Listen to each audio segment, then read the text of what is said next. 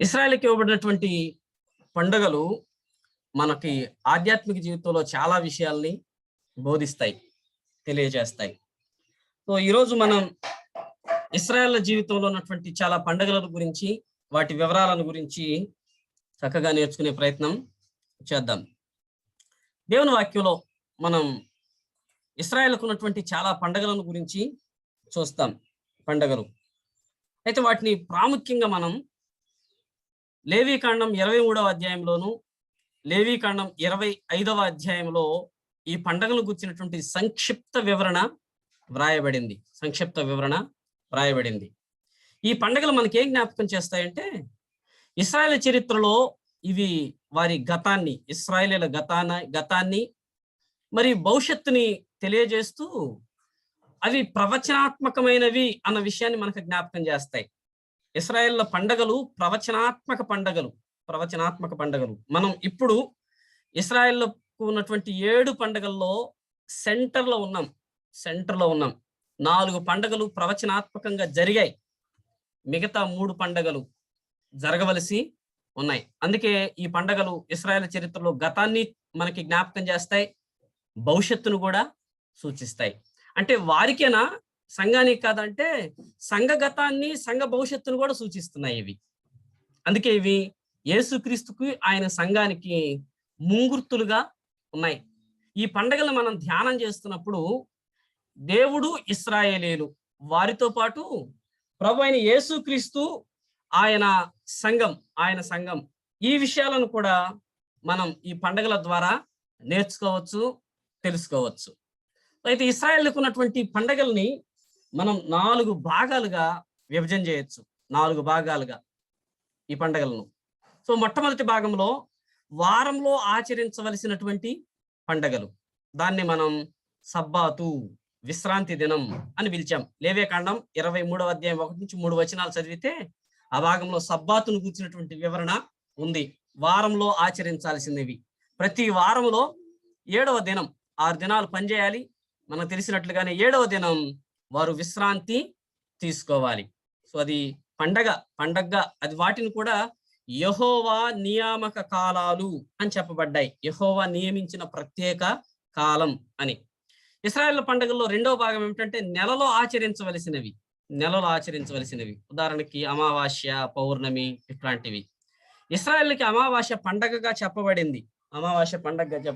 అమావాస్య రోజు వాళ్ళు బలి అర్పించడం, విందు చేసుకోవడం, పండగ చేసుకోవడం మనం పాత నిబంధన గ్రంథంలో ప్రత్యేకంగా చూడవచ్చు.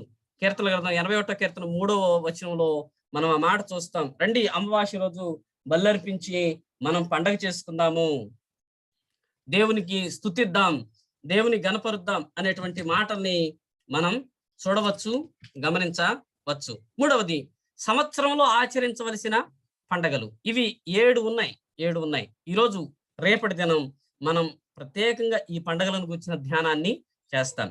4వ భాగంలో 2 పండగలు ఉన్నాయి. అయితే ఇవి వారంలో వచ్చేవి కావు, నెలలో వచ్చేవి కావు, సంవత్సరంలో వచ్చేవి కూడా కావు. ఇవి 2 చాలా ప్రత్యేకమైన పండగలు.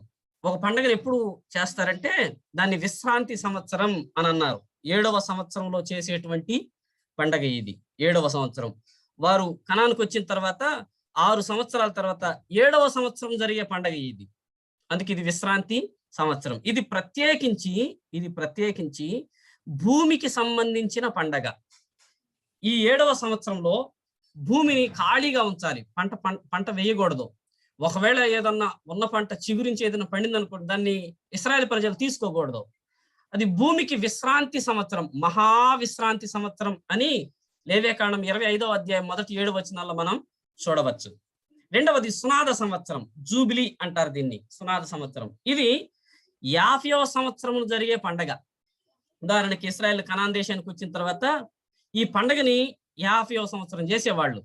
7 ఏళ్ళు, 49 సంవత్సరాలు అయిపోతే 7 విశ్రాంతి సంవత్సరాల తర్వాత వచ్చే సంవత్సరాన్ని సునాద సంవత్సరం అని పిలిచారు. 7 విశ్రాంతి సంవత్సరాలంటే 7 ఏళ్ళు 49 సంవత్సరాలు గడిచిన తర్వాత 50వ సంవత్సరంలో సునాద సంవత్సరం. ఇది చాలా ప్రాముఖ్యంగా ఉంటుంది. ఆ సంవత్సరం కోసం ఇశ్రాయేలీలు ఎదురు చూస్తారు. ఆ సంవత్సరం ఎప్పుడు వస్తుందా అని. ఎందుకంటే వారు కోల్పోయినవి చాలా వారు పొందుకుంటారు, సమాధానం పొందుకుంటారు, సంపద పొందుకుంటారు, సంతోషం పొందుకుంటారు. అందుకే ఇశ్రాయేలు ప్రజలకి సునాద సంవత్సరం అంటే పెద్ద పండగ. కాకపోతే అది 50 సంవత్సరాలకు గాని రాదు. మనం లూకాసు వార్త లూకాసు వార్తలో మనం నజరేతు ప్రకటన వింటాం. నజరేతు ప్రకటన ప్లీజ్.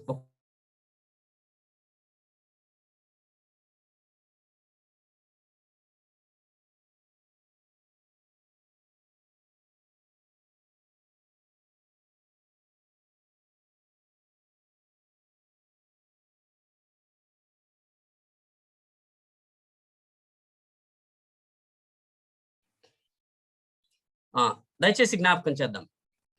లూకాసు వార్త 4వ అధ్యాయం 18వ వచనం నుంచి మనం నజరేతు ప్రకటన చూస్తాం. ఆ నజరేతు ప్రకటనలో యేసుక్రీస్తు అంటే యెషయా గ్రంథపు ప్రవచనం చెప్పి చివర్లో ఒకటి ఉంటుంది, హితవత్సరం ప్రకటించడానికి నేను వచ్చాను అని. హితవత్సరం, హితవత్సరం. ఆ హితవత్సరం అనే పదం దీనికి సంబంధించింది, సునాద సంవత్సరానికి లేకపోతే జూబిలీకి సంబంధించింది. అంటే హితవత్సరం ఆ సంవత్సరం కోసం ప్రజలు ఎదురు చూస్తారు. ఎందుకంటే ఎవరన్నా తమ పొలం అమ్మేసుకున్నారనుకోండి, ఆ రోజు తిరిగి ఆ పొలం రిటర్న్ వచ్చేస్తుంది ప్రతిఫలంతో. కనుక ఇశ్రాయేల్ జీవితంలో జూబిలీ సునాద సంవత్సరం అంటే అద్భుతమైంది. కనుక ఈ పండుగ కొరకు ఇశ్రాయేల్ ప్రజలు అత్యంత ఆసక్తితో ఎదురు చూసేవారు. సో ఈ 4 రకాలైనటువంటి పండుగలు ఇశ్రాయేలీలో ఉన్నాయి. వారానికి, నెలకి, సంవత్సరంలో, అలాగే 7 సంవత్సరాలకు ఒకసారి, 50 సంవత్సరాలకు ఒకసారి జరిగే ఈ పండుగలు ఇశ్రాయేల్ జీవితంలో ఉన్నాయి. అయితే వీటన్నిటిలో సంవత్సరంలో ఆచరించే 7 పండుగలు ఇశ్రాయేల్ ప్రజలకి చాలా ప్రత్యేకం. 7 పండుగలు అవి ఇలా ఉన్నాయి. ఇశ్రాయేల్కు ఉన్నటువంటి 12 నెలల్లో అబీబ్ లేకపోతే నీసాను అను మొదటి నెలలో పస్కా పండుగని, పులియని రొట్టెల పండుగను, ప్రథమ ఫలముల పండుగని ఇశ్రాయేల్ ప్రజలు ఆచరించేవారు. అంటే ఒక్క నెలలోనే ఈ 3 పండుగలు వస్తాయి. పస్కా పండగ, పులియని రొట్టెల పండగ, ప్రథమ ఫలముల పండగ. తర్వాత సీవాను అను 3వ నెలలో పెంతెకోస్తు పండగ జరుగుతుంది. సీవాను అను 3వ నెలలో, అంటే 2వ నెలలో పండగలు ఏమి లేవు. మొదటి నెలలో 3 ఉన్నాయి, 2వ నెలలో పండగలు ఏమి లేవు, 3వ నెలలో పెంతెకోస్తు పండగ జరుగుతుంది. తర్వాత ఏతనీము అను 7వ నెలలో శృంగధ్వనుల పండగ, దీన్నే బోరల పండగ అని పిలిచేవారు. శృంగధ్వనుల పండగ, ప్రాయశ్చిత్త పండుగ, పర్ణశాల పండుగ. ఈ 3 పండుగలు 7వ నెలలో జరిగాయి. మొదటి నెల, 3వ నెల, 7వ నెల. ఈ 3 నెలల్లోనే ఇశ్రాయేలుకు ఉన్నటువంటి ఈ 7 ప్రాముఖ్యమైన పండుగలు జరుగుతాయి. ఆ పండుగలకి ప్రత్యేకమైన ఉద్దేశం ఉంది.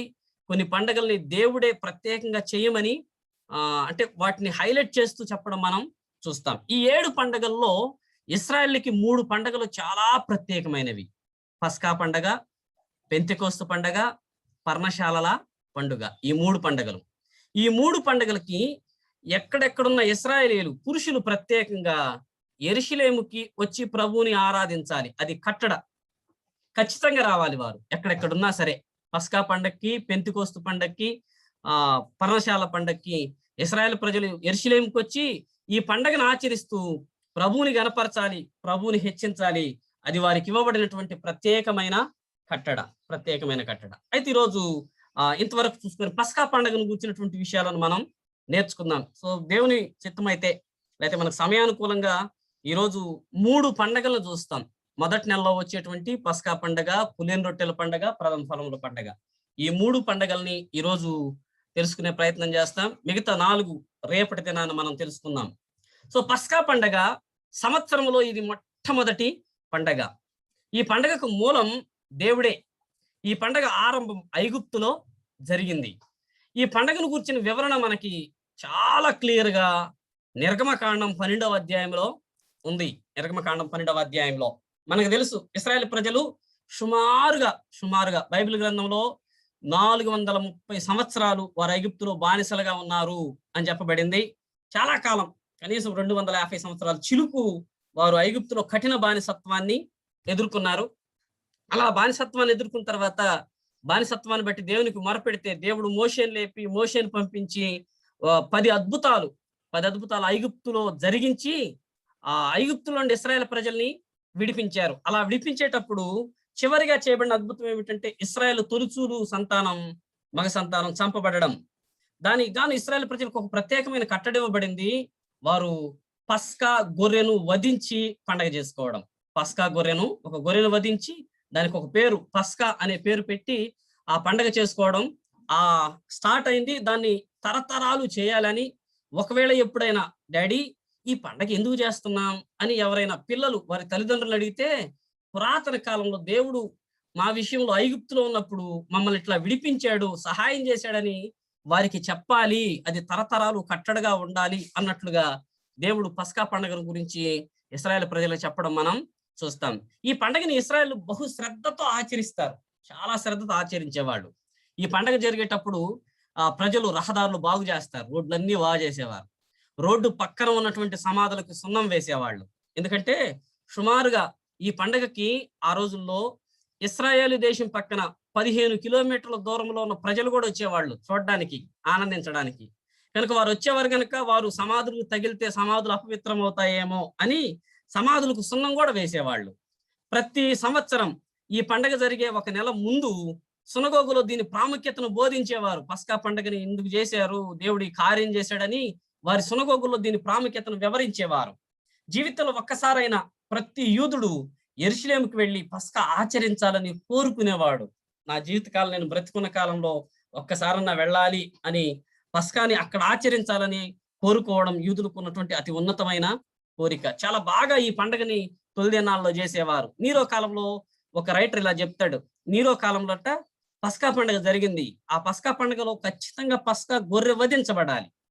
ఎన్ని గొర్రెలు వధించబడ్డాయంటే 2,56,500 గొర్రెల్ని నీరో కాలంలో పస్కా రోజున పస్కా బలి పశువుగా వధించారని యూదుల చరిత్రకారుడైనటువంటి జోసిఫస్ చెప్పడం మనం చూస్తాం. అంటే అంత ఘనంగా ఈ పండుగను వారు ఆచరించేవారు. అయితే ఈ పండుగను ఏం చేస్తారంటే, ఒక నెలలో అంటే అబీబ్ అనే నెలలో 10వ రోజు కుటుంబానికి ఒక గొర్రె పిల్లని ఏర్పాటు చేసుకోవాలి. దాన్ని పస్కా గొర్రె అనేవారు. ఆ గొర్రె పిల్లని తీసుకొని నెలలో 10వ రోజున దాన్ని ఏర్పాటు చేసుకునేవారు. 4 రోజులు ఆ పస్కా గొర్రె పిల్లని పరీక్షించేవారు. 4 రోజులు పరీక్ష జరిగేది. 4 రోజులు పరీక్ష తర్వాత 4వ రోజు సాయంత్రకాలం ఆ పస్కా పశువుని వధించేవారు.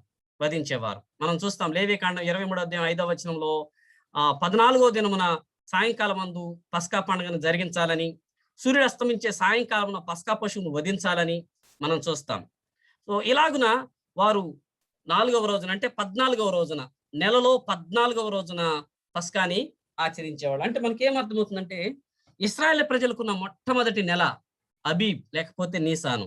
ఆ నెలలో 14వ తారీఖున పస్కా పండగ ఆచరించేవాళ్ళు. కొంచెం డేట్ల మీద దృష్టి పెట్టండి. ఎందుకంటే ఇశ్రాయేల్ పండగలు ప్రాముఖ్యంగా ఈరోజు చెప్పే 3 పండగలు డేటులతోనే సంబంధం కలిగి ఉంటాయి. ఆ డేట్స్ అర్థం కాకపోతే పండగలు అర్థం కావు. పండగలు అర్థం కాకపోతే కొత్త నిబంధనలో ఉన్నటువంటి ప్రవచన నేర్పు అర్థం కాదు. కనుక మొట్టమొదటి నెలలో 14వ తారీఖున పస్కా పండగని ఆచరించేవారు. ఈ పండగ మిగతా పండగలన్నిటికీ పునాది లాంటిది. ఇది అర్థమైతేనే మిగతా అర్థమవుతాయి. ఇది తెలిస్తేనే వాటి కంటిన్యూషన్ మనకి అర్థమవుతుంది.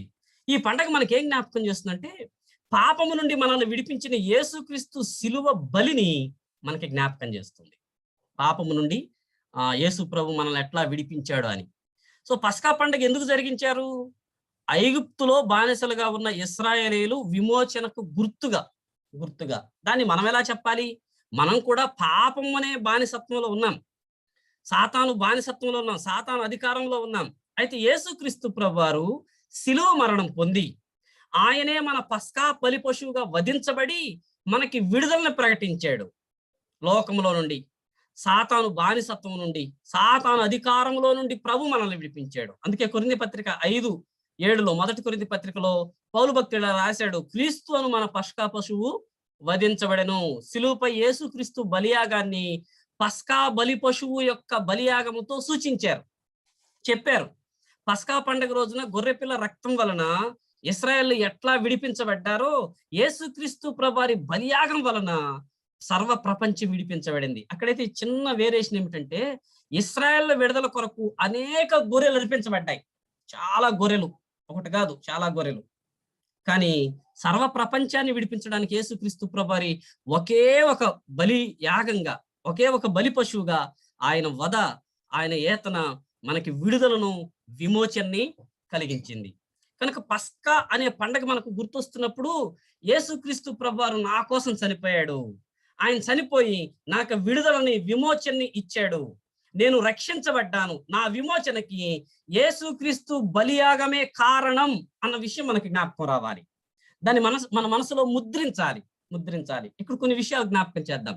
ఇశ్రాయేలు ప్రజలు పస్కా పండుగని చేస్తున్నారు. 10వ దినాన పస్కా బలి పశువుని ఏర్పాటు చేసుకున్నారు.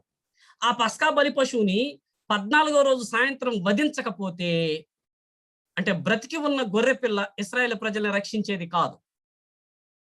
గొర్రెపిల్లను కూసుకొని పస్కా గొర్రెపిల్ల మనం రక్షిస్తుందని ఒక గుంజక దాన్ని కట్టేసి అలాగే బ్రతికించి ఉంచితే ఆ గొర్రెపిల్ల రక్షించలేదు.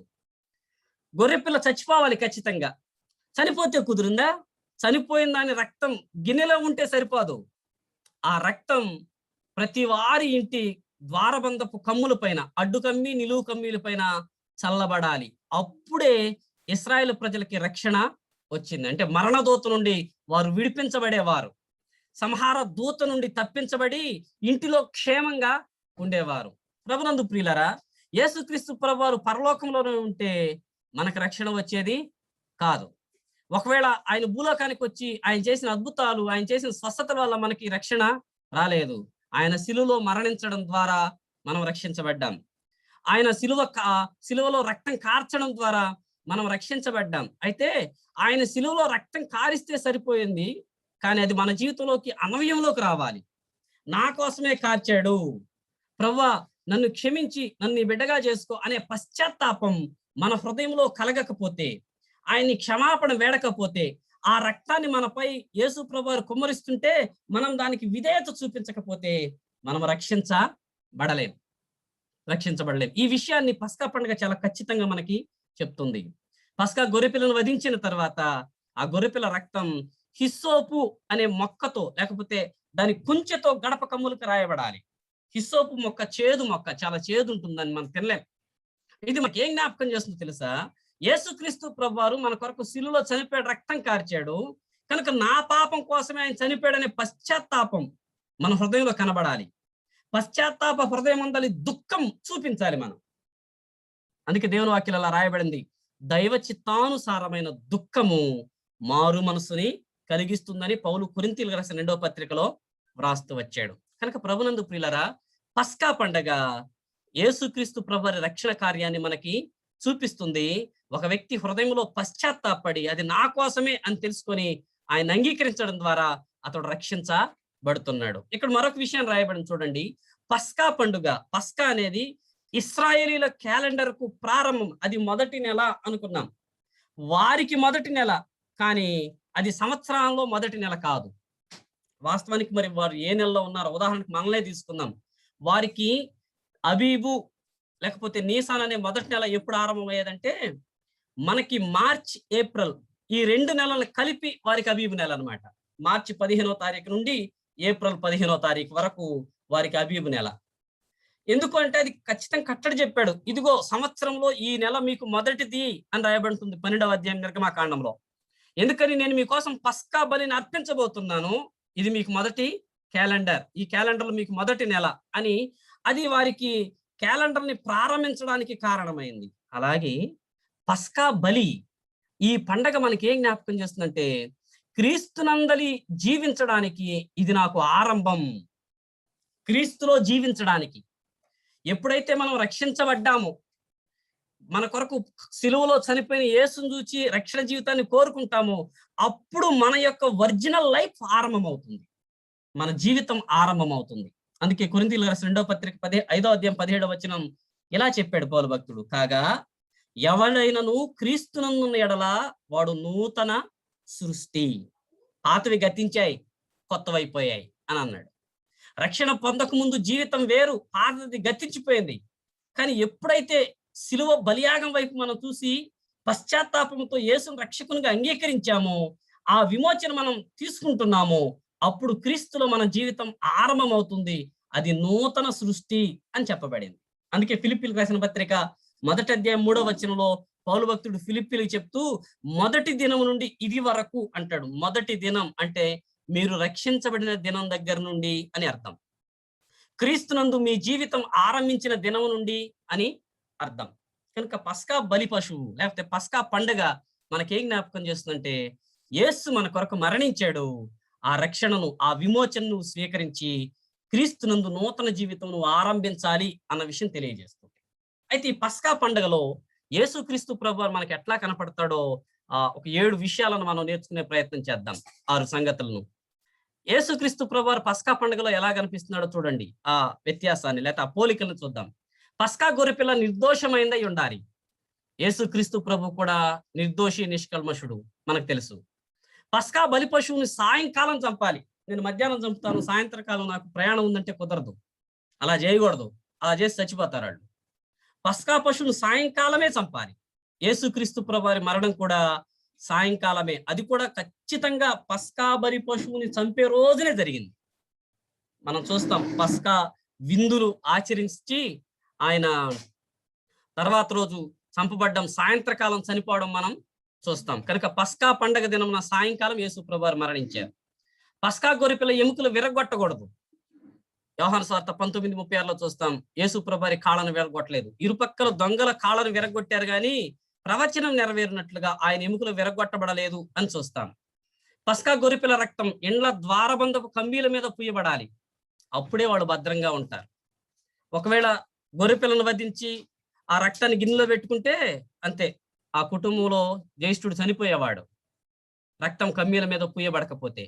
అయితే బైబిల్ మనకు చెప్తుంది, యేసు రక్తం మన మీద ఉంది, యేసులో ఉన్న వారికి ఏ శిక్షా విధి లేదని రోమపత్రిక 8వ అధ్యాయం 1వ వచనంలో మనం చూడవచ్చు. పస్కా బలి పశువు యొక్క మాంసాన్ని మిగిలిపోతే అగ్నితో కాల్చాలి. అది మనకేం జ్ఞాపకం చేస్తున్నట్టు యేసు ప్రభువారు పొందిన శ్రమల్ని జ్ఞాపకం చేస్తుంది. పస్కా మాంసాన్ని ఇశ్రాయేలు చేదు కూరలతో తినాలి. చేదు కూరలతో, జామ్ కలుపుకోకూడదు. అయితే ఇశ్రాయేలు ప్రజలు చేదు కూరలతో మాంసాన్ని తినడం మనకేం జ్ఞాపకం చేస్తుందంటే, ఒక విశ్వాసిగా నీవు నేను క్రీస్తు నిమిత్తమై శ్రమలను అనుభవించాలి. మనం పొందేటువంటి శ్రమలను సూచిస్తుంది చేదు కూరలు. ఫిలిప్పీ పత్రికలో మనం చూస్తాం 1వ అధ్యాయం చివరి వచనం, ఆయన పక్షమున శ్రమ పడుటకు ప్రభు మనల్ని పిలిచాడు. మన పిలుపులో రక్షించబడ్డమే కాదు, ఆయన పక్షంగా శ్రమ పడడం కూడా మనకి ఇవ్వబడింది.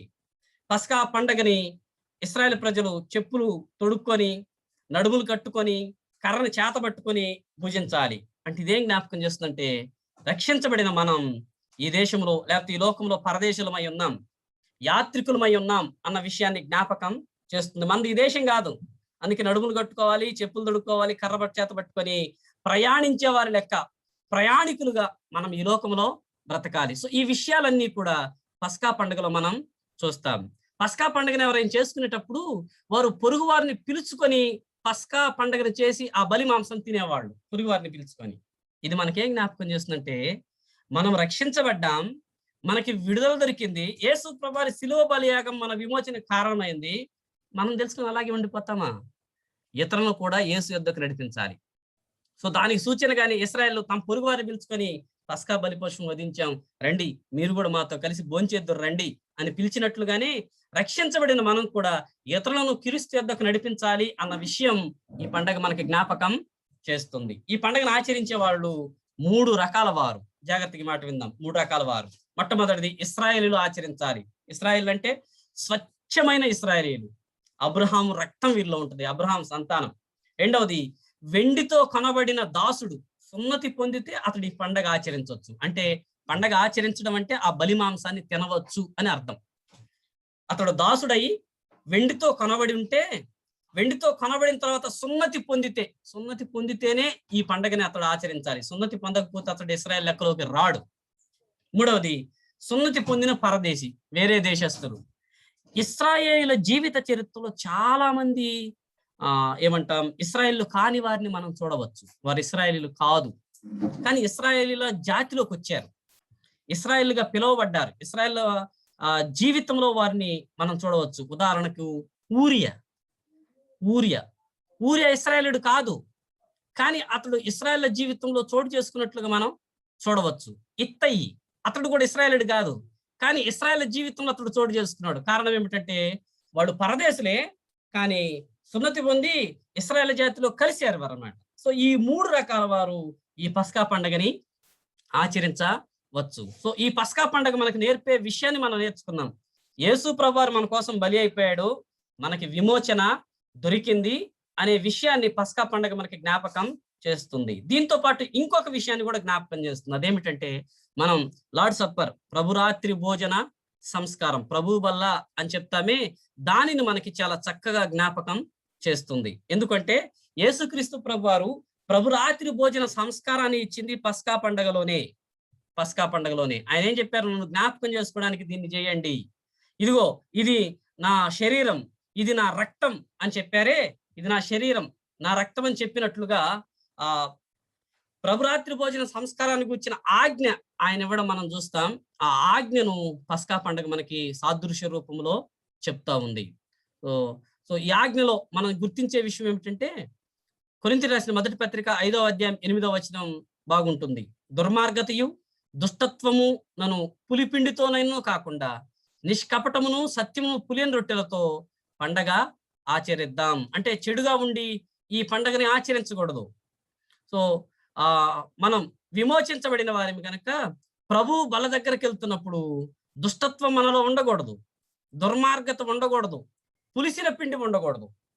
అలా ఉండి మనం ఆరాధించకూడదు, మనం ప్రభువుని గణపరచకూడదు. ఎందుకంటే ప్రభు మనల్ని విమోచించాడు కదా. విమోచన అనంతరం ఇశ్రాయేలు గొప్ప స్తుతిగీతం పాడారు. నిర్గమకాండం 15వ అధ్యాయంలో మనం చూస్తాం గొప్ప స్తుతిగీతం, అద్భుతమైన స్తుతిగీతం.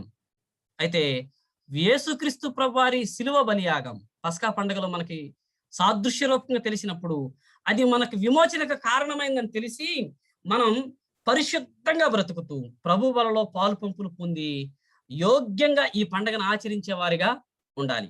యోగ్యంగా ఈ పండుగని మనం ఆచరించే వారిగా ఉండాలి. ఒకవేళ యోగ్యంగా ఆచరించకపోతే మనకు తెలుసు, కొరింథీ రాసిన మొదటి పత్రిక 11వ అధ్యాయం 28వ వచనం 30వ వచనం నుంచి కొంతమంది శిక్షా విధికి గురి అయ్యారు, బలహీనులయ్యారు, రోగులైపోయారు, చాలా మంది ప్రభు దగ్గరికి వెళ్ళిపోయారు, అంటే నిద్రించారు అని చెప్పాడు. కనుక పస్కా పండగ యేసుక్రీస్తు ప్రభువారి శిలువ బలియాగాన్ని, మన విమోచనని జ్ఞాపకం చేస్తూ పరిశుద్ధంగా బ్రతకండి, ప్రభు బలని పరిశుద్ధంగా ఆచరించండి అన్న విషయాన్ని మనకు జ్ఞాపకం చేస్తుంది. రెండవ పండగ పులియని రొట్టెల పండగ. పులియని రొట్టెల పండగ జాగ్రత్తగా మాట వినండి. ఈ పండగని 7 రోజులు చేసేవారు, 7 days, 7 రోజులు. పస్కా పండగ అయితే ఒక్కరోజే, కానీ పులియని రొట్టెల పండగ 7 దినాలు ఆచరించేవాళ్ళు. దీన్ని ఎప్పుడు చేసేవారో తెలుసా? అబీబ్ అనే నెలలో 15వ రోజు నుండి 21వ రోజు వరకు ఈ పండగ జరిగేది. 15 నుండి 21. అంటే దాని అర్థం ఏమిటి? పస్కా పండగ మరుసటి రోజున పులియని రొట్టెల పండగ స్టార్ట్ అవ్వాలి. రెండిటికి గ్యాప్ లేదు, రెండిటికి మధ్య గ్యాప్ లేదు. 14వ రోజున పస్కా పండగ, 15 నుండి 21 రోజున పులియని రొట్టెల పండగ. 7 రోజులు ఈ పండగ జరిగేది. ఈ పండగని ఎందుకు చేసేవారంటే ఇశ్రాయేలు ఐగుప్తు నుండి తొందరగా బయలుదేరారు, చాలా తొందరగా. ఎందుకంటే ఐగుప్తీలు తొందర పెట్టారు. ఫరో కూడా తొందరగా ఆ రాజ్యాన్ని విడిచి వెళ్ళిపోండి, ఐగుప్తుని విడిచి వెళ్ళిపోండి, వాగ్దాన దేశానికి వెళ్ళిపోండి అని చెప్పాడు. వాళ్ళకి సమయం లేదు. కాబట్టి వారు రేపటి కొరకు ఏర్పాటు చేసుకున్నటువంటి ఆ పిండిని, అది ఇంకా పులియక ముందే వారు ఉన్న తొట్టిలో ఉన్న పిండిని మూట కట్టుకొని భుజాల మీద పెట్టుకొని ఐగుప్తు నుండి కనాన్ దేశానికి బయలుదేరారు. అప్పుడు వారు బయలుదేరినప్పుడు వారి పులియ పెట్టిన పిండి ఇంకా పులియని ముద్దతో వారు కనానుకి బయలుదేరడం మనం చూస్తాం. పులియని ముద్దతో దేవుడు చాలా పర్ఫెక్ట్ గా చెప్పాడు, ఈ పండగ చేసేటప్పుడు ఇంటిలో పులిసింది ఏది ఉండకూడదు. పులిసింది, మనం నిన్న విన్నట్లుగా పులుపు అనేది చెడుగుకు గుర్తు, అపవిత్రతకు గుర్తు. సో మనము రక్షించబడిన తర్వాత పస్కా పండుగ మనకి ఏం జ్ఞాపకం చేస్తుంది? యేసు శిలువ బలియాగా మన విమోచన. మన జీవితం ఆరంభమైంది ఎక్కడి నుంచి? పస్కా పండుగ నుండి. క్రైస్తవ జీవితం, విశ్వాస జీవితం. సో ఈ విశ్వాస జీవితంలో పులిసిన రొట్టెలు ఉండకూడదు, చెడు ఉండకూడదు, పులుపు ఉండకూడదు, దుష్టత్వం ఉండకూడదు. కాబట్టి ఆ దుష్టత్వాన్ని తీసివేసుకొని పులిసింది ఏదైనా ఉంటే తీసివేసుకోవాలి. ఇశ్రాయేలు ప్రజలకి ఖండితంగా చెప్పాడు, మీ ఇంట్లో పులిసింది ఏదైనా ఉండకూడదు, ఉంటే చచ్చిపోయారే. అందుకే ఇశ్రాయేలు ఈ పండగప్పుడు స్త్రీలట కొవ్వొత్తి వెలిగించి, అంటే దీపం వెలిగించి వాళ్ళు ఇల్లంతా వెతికేవాళ్ళు. పులిసింది ఏదైనా ఎక్కడైనా ఉందేమో, మర్చిపోయామేమో, కనబడకుండా ఉందేమో అని, పులిసింది ఏదైనా దొరుకుతుందేమో అని వీళ్ళంతా వెతికేవాళ్ళు. ఎక్కడన్నా కనబడితే దాన్ని బయట పారవేసేవాళ్ళు. పారవేసి ఈ పండగ కోసం ఇశ్రాయేలీలు సిద్ధపడేవారు. ఇది నూతన నిబంధన సంఘానికి లేకపోతే విశ్వాసులకి ఏం జ్ఞాపకం చేస్తుందో చూద్దాం. అందుకే మనం విన్నాం, ఇశ్రాయేళ్ల పండగలు దేవునికి సంఘానికి మధ్య ఉన్న సంబంధాన్ని సూచిస్తున్నాయి. పస్కా బలి పశువేమో యేసు శిలువలో బలయ్యాడు, నీ విమోచనకర్త ఆయనే, నువ్వు రక్షించబడిన తర్వాత నీ విశ్వాస జీవితం స్టార్ట్ అవుతుంది అనడానికి గుర్తుగా పులియన రొట్టెల పండుగని వెంటనే పెట్టాడు. మధ్యలో గ్యాప్ లేదు. వెంటనే పస్కా పండుగ అయిపోయిన వెంటనే పులియన రొట్టెల పండుగ స్టార్ట్ అవ్వాలి. 7 రోజులు అన్నామే. ఈ 7 దినాలు ఆచరించబడే ఈ పండగ విశ్వాసి యొక్క పూర్తి రక్షణ జీవితాన్ని సూచిస్తుంది. విశ్వాసి యొక్క పూర్తి రక్షణ జీవితం. 7 అంటే సంపూర్ణం అనుకుంటాం కదా. మన రక్షించబడిన దగ్గర నుండి యేసు ప్రభువారు వచ్చేంత వరకు ఈ మన విశ్వాస జీవితాన్ని, రక్షణ జీవితాన్ని పులియన రొట్టెల పండుగ సూచిస్తుంది. కనుక రక్షించబడింది మొదలుకొని యేసు ప్రభు వచ్చేంత వరకు మన జీవితంలో పులిసిన పిండి ఉండకూడదు, దుష్టత్వం ఉండకూడదు, చెడు ఉండకూడదు. ఒకవేళ ఎక్కడన్నా ఉంటే దాన్ని తీసి పారవేసుకోవాలి. దాన్నే మనం పశ్చాత్తాపడడం, సరి చేసుకోవడం, పరీక్షించుకోవడం, పరిశోధించుకోవడం అనే పేర్లతో మనం పిలుస్తాం. ఒకసారి దేవుని వాక్యంలో ఫిలిప్పీలకు రాసిన పత్రిక 1వ అధ్యాయం 3వ వచనం చదివితే ఈ మాటలు అక్కడ ఉన్నాయి. మొదటి దినం నుండి ఇది వరకు. మొదటి దినం అంటే ఫిలిప్పీలారా, మీరు రక్షించబడిన దినం మొదలుకొని యేసుతో మీ విశ్వాస జీవితం ఆరంభించిన మొదటి దినం నుండి సువార్త విషయంలో మీరు నాతో పాలువారై ఉండట చూచి మీలో ఈ సత్క్రియను ఆరంభించిన వాడు యేసుక్రీస్తు దినం వరకు అని అంటాడు. అంటే యేసుక్రీస్తు దినం అంటే ప్రభు వచ్చేంత వరకు అని, లేకపోతే మనం పోయేంత వరకు. కనుక పులియన రొట్టెల పండుగ అది ఒక్కరోజు జరగాల్సింది కాదు, అంటే ఒక్క ఆదివారానికి సూచించేది కాదు. మనం రక్షించబడిన మొదలుకొని యేసు ప్రభు వచ్చేంత వరకు, మనం ఈ లోకాన్ని విడిచేంత వరకు మనం మన జీవితంలో పరిశుద్ధత ద్వారా పులియన రొట్టెల పండుగ ఆచరించవలసిన వారై ఉన్నాం. ఈ పండుగను కొనసాగించవలసిన వారమై ఉన్నాం. పస్కా, ప్రథమ ఫలముల పండుగ, పెంతెకోస్తు పండుగ, ప్రాయశ్చిత్తార్థ పండుగలు ఇవన్నీ ఒక్కరోజు జరుగుతాయి, ఒకే ఒక్కరోజు. ఇవి దేవుడు తన చేతితో చేయబడిన గొప్ప పనులకు సాదృశ్యం. తన హస్తంతో ఎలాంటి గొప్ప పనులు చేశాడో, ఐగుప్తు నుండి విడిపించాడు, ఒక్కరోజుతోనే అయిపోయింది. ప్రథమ ఫలముల పండుగ కూడా ఒక్కసారే, పెంతెకోస్తు పండుగ కూడా ఒక్కరోజే. ఆయన తన చేతితో గొప్ప పనులు చేసిన దానికి ఈ పండుగలు సూచిస్తుంటే 7 దినాలు 7 రోజులు జరిగే పులియన రొట్టెల పండుగ దేవుడు చేసిన పని యొక్క ఫలితాన్ని సూచిస్తుంది. అంటే పులియన రొట్టెల పండుగ దేనికి సాదృశ్యం? యేసుక్రీస్తు ప్రభువారు శిలువలో మరణించాడు, అది కాజ్. దాని ఎఫెక్ట్ అంటే కొంతమంది రక్షించబడ్డం, పశ్చాత్తాపడడం, పవిత్రులుగా మార్చబడ్డం, పవిత్రులుగా కొనసాగడం, యేసునందు జీవించడం, ఆ ఎఫెక్ట్ ని మనం పులియన రొట్టెల పండుగలో చూడవచ్చు. అందుకే పులియన రొట్టెల పండుగ మనకి ఏం జ్ఞాపకం చేస్తుందంటే, ఈ పండుగ ఒక వ్యక్తి విమోచించబడిన తర్వాత దేవునితో గల సహవాసానికి ఇది సాదృశ్యంగా ఉంది. రక్షించబడిన వ్యక్తి దేవునితో సహవాసం చేయాలి. ఎలాగునా? దుష్టత్వాన్ని విడిచిపెట్టి, దుర్మార్గతని విడిచిపెట్టి. అందుకే కొన్ని వచనాలు రాశాం, దుష్టత్వమును మాని, విర్రవీగుచున్న దుష్టత్వమును మాని, దుష్టత్వాన్ని, దోషాన్ని విసర్జించండి అనే వచనాలు మనకి స్క్రీన్ లో పెట్టబడ్డాయి. అలాగున చెడు లేకుండా దుర్మార్గత, దుష్టత్వం అనే పులిపిండితో కాకుండా మనం దేవునితో సహవాసం కలిగి ఆయన గణపరచాలి. అందుకే ఇక్కడ ఒక మాట రాయబడింది, మనం దేవునితో సహవాసం చేయాలి. పులియన రొట్టెల పండుగ మనకు అదే జ్ఞాపకం చేస్తుంది. మనం దేవునితో సహవాసం చేయాలంటే వధింపబడిన గొర్రె పిల్లను తినాలి. అంటే ప్రభు బలలో పాలు పంపులు పొందుతూ యేసుక్రీస్తు ప్రభువు నా కోసమే చనిపోయాడు అన్న విషయాన్ని జ్ఞాపకం పెట్టుకొని ప్రభుతో సహవాసం చేయాలి. వధింపబడిన గొర్రె పిల్లను తిని ఆనందించాలంటే మనలో దుష్టత్వం అనే పులిపిండిని తీసేయాలి. ఆర్డర్ చూడండి, దేవునితో సహవాసం చేయాలి. సహవాసం చేయాలంటే యేసుక్రీస్తు ప్రభువారు మనకిచ్చినటువంటి ప్రభు బలలో పాలు పంపులు పొందాలి. అలా ప్రభు బలలో మనం పాలు పంపులు పొందుతూ ఉండాలి అంటే దుష్టత్వాన్ని తీసివేయాలి, పులిపిండి తీసివేసుకోవాలి. అలా పులిపిండిని తీసివేసి మనం పండగ చేయాలి. పండగ ఎలా చేయాలో కొరింథీయులకు రాసిన మొదటి పత్రిక 5వ అధ్యాయం 8వ వచనంలో చెప్పాడు, నిష్కాపట్యమును సత్యములను పులియని రొట్టెతో పండగ ఆచరిద్దాం. దుర్మార్గతతో కాదు, చెడు జీవితంతో కాదు. ప్రభు మనల్ని విమోచించాడు, విడిపించాడు. కనుక నిష్కపటమైన మనసుతో సత్యంగా యథార్థంగా ఆయన్ని ఆరాధిస్తూ ఈ పండగను మనం కొనసాగించవలసిన వారమై ఉన్నాం. పస్కా మన విమోచనని సూచిస్తే ఈ పండగ పులియని రొట్టెల పండగ ప్రభువుతో మన పవిత్ర సహవాసాన్ని సూచిస్తుంది.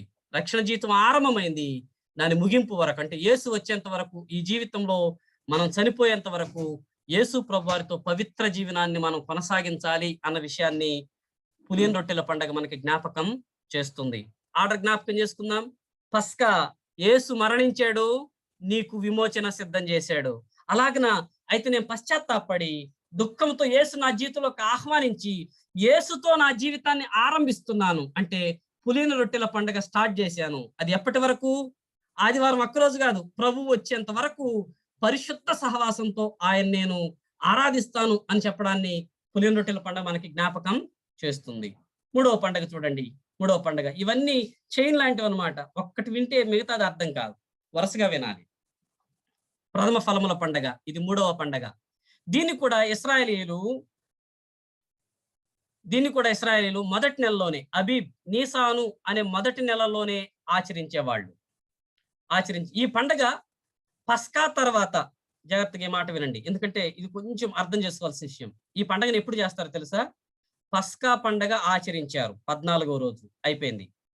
పులియని రొట్టెల పండుగని 7 రోజులు ఆచరిస్తారు కదా, 7 రోజులు అంటే మొత్తం 8 రోజులు పస్కా పండుగతో కలుపుకుంటే. పులియని రొట్టెల పండుగ ఆచరించే 7 దినాలలోనే, ఈ 7 దినాల్లోనే ప్రథమ ఫలముల పండుగను కూడా ఆచరించేవారు. అంటే రెండవ పండగలోనే మూడవ పండగ నిక్షిప్తపరచబడింది. అయితే ఈ పండగ ఎప్పుడు చేసేవారంటే 7 దినాలు పులియని రొట్టెల పండుగ చేయాలి కదా, ఆ 7 దినాల్లో ఖచ్చితంగా విశ్రాంతి దినం ఉంటది. ఎందుకంటే 7 రోజులే కదా ఉంది. ఆ విశ్రాంతి దినం తర్వాతి రోజున ప్రథమ ఫలముల పండగ ఆచరించేవారు. అంటే మనకు అర్థం అవ్వాలంటే ఆదివారమున ప్రథమ ఫలముల పండగ ఆచరించడం జరిగేది. ఆ విషయాన్ని గుర్తుపెట్టుకుందాం. ఎందుకు? విశ్రాంతి దినం తర్వాతి రోజు అంటే విశ్రాంతి దినం శనివారం, తర్వాతి రోజు అంటే ఆదివారం. ఆదివారం ప్రథమ ఫలముల పండగ ఆచరించబడుతూ ఉంటుంది ఆదివారం. సో ఈ 3 దగ్గరగా ఒక్క నెలలోనే అంటే 8 రోజుల్లోనే 3 పండగలు చేయాలి. పస్కా, వెంటనే పులియని రొట్టెల పండగ, ఆ పులియని రొట్టెల పండగలోనే విశ్రాంతి దినం వస్తే విశ్రాంతి దినం తర్వాతి రోజున ప్రథమ ఫలముల పండగ. ఈ 3 చాలా జాయింట్ గా ఉన్నాయి. అలా ఆచరించారు. పస్కా, పులియని రొట్టెల పండగ ఐగుప్తులో ఆచరించారు, అరణ్యంలో ఆచరించారు. ఐగుప్తులో పస్కా స్టార్ట్ అయింది, పులియని రొట్టెల పండగ కూడా ఐగుప్తులోనే స్టార్ట్ అయింది. అయితే అరణ్యంలో పులియని రొట్టెల పండగను కొనసాగించారు. కానీ అరణ్యంలో ప్రథమ ఫలముల పండగ చేయలేదు. ప్రథమ ఫలముల పండగ వారు ఎక్కడ చేయాలని దేవుడు చెప్పాడో తెలుసా? వాగ్దాన దేశం అందే చేయాలి అని అన్నాడు. వాగ్దాన దేశం అందే. ఎందుకు వాగ్దాన దేశం అందే చేయాలని అన్నాడంటే ఐగుప్తులో వారికి పంటలు లేవు, ఆల్రెడీ బయలుదేరారు. అరణ్యంలో పంటలు ఎక్కడేశారు? దేవుడు మన్నా ఇచ్చాడు, భుజించాడు. అందుకే ప్రథమ ఫలముల పండగ అంటే వాళ్ళ చేతికి వచ్చినటువంటి పంటలో మొదటి పనం తీసుకుని వచ్చి పండగ చేయాలి. కనుక వాళ్ళు పంట వేయాలి అంటే వాగ్దాన దేశంలోకి రావాలి. వాగ్దాన దేశానికి వచ్చి ఈ పండగను వారు ఆచరించవలసిన వారై ఉన్నారు. కనుక పస్కా, పులియని రొట్టెల పండగ ఐగుప్తులో అరణ్యంలో ఆచరించారు, కానీ ప్రథమ ఫలముల పండగ మాత్రం వాగ్దాన దేశంలోనే ఆచరించగలిగారు వారు. సో అయితే కనాన్ దేశంలో పండిన మొదటి పంటలోని పనను యెహోవా అంగీకరించినట్లుగా అర్పణగా యాజకుని యొద్దకు వారు తీసుకొని రావాలి. అంటే విశ్వాస జీవితం ఆరంభమైంది. లేకపోతే యేసు ప్రభు చనిపోయాడు, ఇశ్రాయేలు బయలుదేరారు, కనానుకు వచ్చారు. వచ్చిన తర్వాత యెహోషువ గ్రంథంలో మనం చూస్తాం, మన్నా ఆగిపోయింది అనే మాట చూస్తాం. మన్నా ఆపివేయబడింది కనుక వాళ్ళు భూమిని స్వతంత్రించుకున్న తర్వాత పంటలు వేసుకున్నారు. అలా పంటలు వేసుకున్న తర్వాత పంట కాలం, కోతకాలం వచ్చినప్పుడు ఇశ్రాయేలు ప్రజలు ఆ పంటలో ఒక పనని యెహోవా దగ్గరికి తీసుకుని వచ్చేవారు. ప్రత్యక్ష గుడారం దగ్గరికి దేవుడు వారిని అంగీకరించినట్లుగా ఆ అర్పణ అంటే ఆ మొట్టమొదటి పన యాజకుని దగ్గరికి తీసుకుని వస్తే ఆ యాజకుడు ఆ పనని అల్లాడించేవాడు. అంటే ఒక జల్లెడ లాంటి దాని మీద పెట్టి ఆ బలిపీఠం మీద 4 దిక్కులు జరిపేవాడు అనమాట, కాల్చివేసేవాడు. అట్లా అర్పించడం, అల్లాడించడం, అలా చేసి ప్రథమ ఫలముల పండగని వారు ఆరంభించేవాళ్ళు. ఈ పండుగలో దహన బలి అర్పించేవారు, నైవేద్యం అర్పించేవారు, ద్రాక్ష రసాన్ని పానార్పణం కూడా అర్పించేవారు. అయితే ఈ పండగ మనకి ఏం జ్ఞాపకం చేస్తుందో తెలుసా? ఈ పన, ఆ తీసుకురాబడిన పన ఉందే, ఆ పన యేసుక్రీస్తు ప్రభువారు పస్కాలో చనిపోయాడు కదా, చనిపోయిన ఆయన ప్రథమ ఫలముల పండగలో పునరుద్ధానుడయ్యాడు. పునరుద్ధానంగా లేపబడినటువంటి యేసుక్రీస్తు ప్రభువారిని ప్రథమ ఫలముల పండగ సూచిస్తుంది. పస్కా పండగ రోజే, కరెక్ట్ గా పస్కా పండగ రోజే యేసుక్రీస్తు ప్రభువారు మరణించారు. ప్రథమ ఫలముల పండగ రోజునే, అంటే ఆదివారం విశ్రాంతి దినం గడిచిపోగానే, ప్రతి సువార్తలో చివరి అధ్యాయంలో ఈ మాట చూస్తాం, ఆదివారమున విశ్రాంతి దినం గడిచిపోగానే ఆయన సజీవుడై లేచాడు అని అంటామే. అలాగున ప్రథమ ఫలముగా యేసుక్రీస్తు ప్రభువారు పునరుద్ధానుడయ్యాడు. కొరింథీ రాసిన మొదటి పత్రిక 5వ అధ్యాయం 20వ వచనంలో 15వ అధ్యాయం 20వ వచనం మనం చూస్తాం, ఇప్పుడైతే నిద్రించిన వారిలో ప్రథమ ఫలముగా క్రీస్తు మృతుల్లో నుండి లేపబడి ఉన్నాడు. ప్రథమ ఫలముల పండగ యేసుక్రీస్తు ప్రభువారి పునరుద్ధానాన్ని జ్ఞాపకం చేస్తుంది. ఆయన పస్కాలో చనిపోయాడండి, ప్రథమ ఫలముల పండగలో పునరుద్ధానుడు అయ్యాడు. సో ఎంత దగ్గరగా ఉన్నాయి చూడండి. 3 రోజులే 3 దినాల గ్యాప్ యేసు ప్రభువారి మరణానికి పునరుద్ధానానికి. అందుకే పస్కాకి ప్రథమ ఫలముల పండగ కూడా ఒకే షింక్ చేసినట్లుగా చాలా దగ్గరగా అవి వచ్చాయి. నిద్రించిన వారిలో ప్రథమ ఫలముగా యేసు ప్రభువారు లేపబడి ఉన్నాడు. యేసుక్రీస్తు ప్రభువే ప్రథమ ఫలం అన్న విషయాన్ని జ్ఞాపకం చేస్తుంది. ఇక్కడ ఇంకొక విషయం జ్ఞాపకం చేస్తుంది. ఆ పన మనకి ఏం జ్ఞాపకం చేస్తుందంటే, ఒక పన పంటలో నుండి తీశారు, అది అర్పించారు, ఇక అయిపోయిందా పంట? లేదు, ఇంకా పంట చాలా ఉంది. కోర్చాల్సిన పంట చాలా ఉంది. పునరుద్ధానం అవ్వవలసిన పంట ఉంది. కనుక ఆ పన రాబోతున్న గొప్ప పంటకు శాంపిల్ గా ఉందన్నమాట. శాంపిల్ గా, మాదిరిగా ఉండడాన్ని మనం చూస్తాం. అందుకే 15వ అధ్యాయం 23వ వచనం ఇలా ఉంది, ప్రతివాడు తన వరుసలోనే బ్రతికింప బడును, ప్రథమ ఫలం క్రీస్తు అని అన్నాడు. అంటే ప్రథమ ఫలముల పండగ మనకి ఏం జ్ఞాపకం చేస్తుందో తెలుసా? యేసుక్రీస్తు ప్రభువారు మన కొరకు పునరుద్ధానుడు అయ్యాడు అన్న విషయాన్ని జ్ఞాపకం చేస్తూ, నాకు కూడా పునరుద్ధానం ఉంది, నేను కూడా ఆ పునరుద్ధానంలో పాలు పంపులు పొందుతాను అనే నిరీక్షణ జ్ఞాపకం చేస్తుంది. పౌలందుకే కదా, ఎట్లయినను నాకు కూడా పునరుద్ధానంలో పాలు పంపులు పొందాలని సమస్తాన్ని నష్టపరుచుకుంటున్నాను అని ఫిలిప్పీ పత్రికలో చెప్పిన మాట జ్ఞాపకం చేసుకుందాం. కనుక ప్రథమ ఫలముల పండుగ పునరుద్ధానుడైన క్రీస్తును మాత్రమే కాదు, మనకి కూడా పునరుద్ధానం ఉంది, మనము కూడా పునరుద్ధానులం అవుతాము అన్న విషయాన్ని మనకి చాలా చక్కగా జ్ఞాపకం చేస్తుంది. ఆ పునరుద్ధానం కొరకు ఎదురు చూడడాన్ని, పరిశుద్ధంగా బ్రతకడాన్ని, యేసుక్రీస్తు ప్రభువే మన కొరకు ప్రథమ ఫలంగా అర్పించబడ్డాడు. అయితే తర్వాత మన వంతుంది, మనం కూడా పునరుద్ధానం అవుతాం, నిరీక్షణతో ఆ పునరుద్ధానం వైపుకు చూద్దాం అన్న విషయాన్ని జ్ఞాపకం చేస్తుంది. ఇక్కడ ఇంకో మాట చెప్పనివ్వండి ప్రథమ ఫలముల పండుగ గురించి. చాలా మంది మనం స్వార్థ చెప్తున్నప్పుడు, లేకపోతే కొన్నిసార్లు మనకు కూడా డౌట్ రావచ్చు, నా కోసం యేసు ప్రభు చచ్చిపోవడం ఏంటి? యేసు ప్రభు చచ్చిపోతే నన్ను క్షమించినట్టేనా? యేసు ప్రభు చచ్చిపోతే నాకు విమోచన దొరికినట్టేనా? నాకు సమాధానం దొరికినట్టేనా? అసలు యేసు ప్రభు చచ్చిపోవడాన్ని దేవుడు అంగీకరిస్తాడా నాకు బదులుగా చచ్చిపోయాడంటే అని చాలా ప్రశ్నలు మనకు రావచ్చు. కానీ అన్ని ప్రశ్నలకు సమాధానం ఏమిటంటే యేసుక్రీస్తు ప్రభువారి పునరుద్ధానమే. మనందరి పక్షంగా యేసు బలి అయ్యాడు మనకు బదులుగా, ప్రత్యామ్నాయంగా అనడానికి రుజువు ప్రథమ ఫలముల పండగే, ఆయన పునరుద్ధానమే. ఆయన మరణం దేవుడు అంగీకరించాడు అని చెప్పడానికి కూడా ప్రథమ ఫలముల పండగ లేకపోతే పునరుద్ధానమే గుర్తు. అందుకే రోమా పత్రికలో మనం ఒక వచనాన్ని చూస్తాం, ప్రభావముతో ఆయన పునరుద్ధానం వలన దేవుని కుమారుడని ప్రదర్శించబడింది అంటాడు. ప్రభావం చాలా గట్టి మాట వాడబడింది అక్కడ. చాలా స్పీడ్ గా, ఫోర్స్ గా యేసుక్రీస్తు ప్రభువారు దేవుని కుమారుడు. ఎందుకంటే మనందరి కోసం చనిపోయాడు. చనిపోయిన ఆయన చావులోనే ఉండిపోలేదు, పునరుద్ధానుడై తిరిగి లేచాడు. అలా లెగవడం ద్వారా నా కోసం యేసు బలి అర్పణని దేవుడు అంగీకరించాడు. అంగీకరించి నన్ను విమోచించాడు, నాకు విడుదల దొరికింది. ఆ దేవుడు ఆ బలిని, ఆ అర్పణను అంగీకరించాడు కాబట్టి ఆయన తిరిగి బ్రతికాడు. కనుక ఆయన సజీవుడయ్యాడు. కనుక నేను కూడా క్రీస్తునందు నూతన జీవితం జీవించగలను. నా వంతు వచ్చినప్పుడు నాకు కూడా యేసు వలె పునరుద్ధానం ఉంది, నేను కూడా ఆ పునరుద్ధానంలో పాలు పంపులు పొందుతాను, యేసు వలె నేను కూడా ఉంటాను అనే నిరీక్షణ మనకు కలిగించింది. అందుకే ప్రభునందు ప్రియులారా, యోహాను భక్తుడు తన పత్రికలో 3వ అధ్యాయంలో ఇలా చెప్తాడు, ఆయన వచ్చినప్పుడు మనం ఎట్లా ఉంటామో నాకు తెలియదు, కానీ ఒక్కటి మాత్రం తెలుసు, ఆయన ఎట్లా ఉన్నాడో మనం కూడా అట్లా ఉంటామని అన్నాడు. ఎందుకంటే ప్రథమ ఫలం ఆయన కదా. పునరుద్ధానం తర్వాత ఆయన ఎలా ఉన్నాడో మనం కూడా అలాగే ఉండబోతున్నాం, అలాగే ఉంటాము అనే నిశ్చయత వారికి ఇవ్వబడింది.